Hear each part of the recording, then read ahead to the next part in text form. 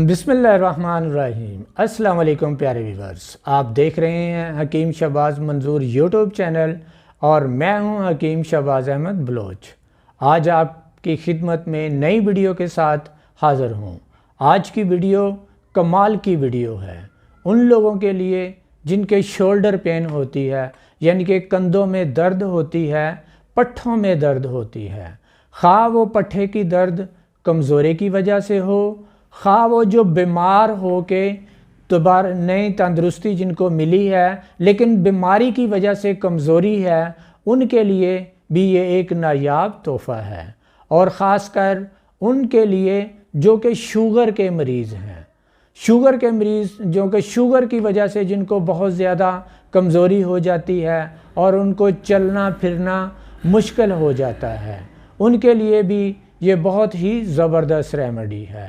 اور ان کے لیے جو کہ بڑھاپے میں آ چکے ہیں اور بڑھاپے کی وجہ سے ان کے پٹھوں میں درد ہوتا ہے، ہڈیوں میں درد ہوتا ہے، ان کے لیے بھی یہ کمال کی ریمیڈی ہے۔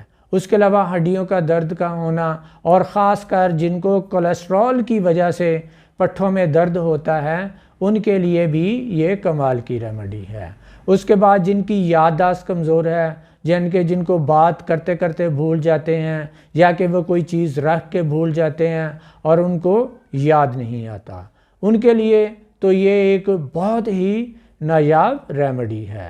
تو ریمیڈی کی طرف جانے سے پہلے میری ویڈیو کو لائک کیجئے اور چینل کو سبسکرائب کیجئے اور ویڈیو کو شیئر بھی کیجئے اور بیل آئیکن کو پریس کیجئے تاکہ میری ہر نئی ویڈیو آپ تک سب سے پہلے پہنچ سکے۔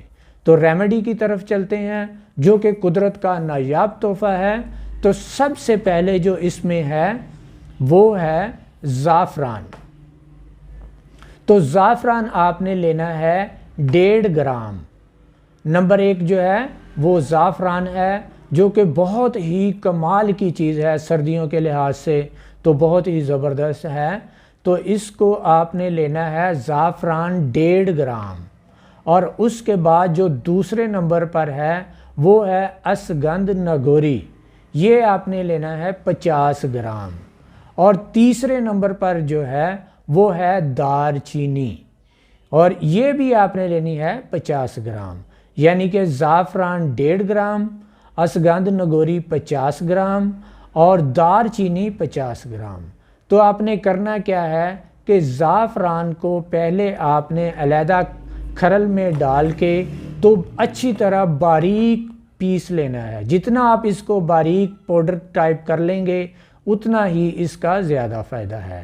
اس کے علاوہ پھر دار چینی اور جو اشگندھ نگوری ہے ان کو پیس کے تو اس کو کھرل میں ڈال کے مکس کر لیں، تو یہ آپ کی میڈیسن جو ہے وہ تیار ہو گئی ہے۔ تو اب کرنا کیا ہے کہ اس کو جو اب آپ تینوں اجزاء کو آپ اچھی طرح یکجان کر لیں، مکس کر لیں، تو اس کے بعد آپ نے اس کا 500 ملی گرام کا کیپسول بھر لینا ہے۔